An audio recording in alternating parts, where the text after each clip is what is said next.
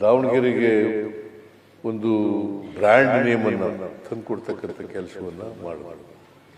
ಎಲ್ಲರ ಜೊತೆ ಸ್ನೇಹ, ಯಾಕಂತಂದ್ರೆ ಯಾರು ಕೂಡ ಅವ್ರಿಗೆ ವೈರಿಗಳಿರಲಿಲ್ಲ. ಅಜಾತ ಶತ್ರು ಅಂತ ಕರಿಬಹುದಂತ ವ್ಯಕ್ತಿ. ಜವಳಿ ಬಹಳ ಉತ್ಕೃಷ್ಟವಾಗಿತ್ತು ದಾವಣಗೆರೆಯಲ್ಲಿ. ಅದರ ಅವನತಿ ಪ್ರಾರಂಭ ಆಯಿತು. ಆಗ ಶಾಮನೂರು ಶಿವಶಂಕರಪ್ಪನವರು ದಾವಣಗೆರೆಗೆ ಒಂದು ಬ್ರ್ಯಾಂಡ್ ನೇಮನ್ನು ತಂದುಕೊಡ್ತಕ್ಕಂಥ ಕೆಲಸವನ್ನು ಮಾಡಿದ್ರು.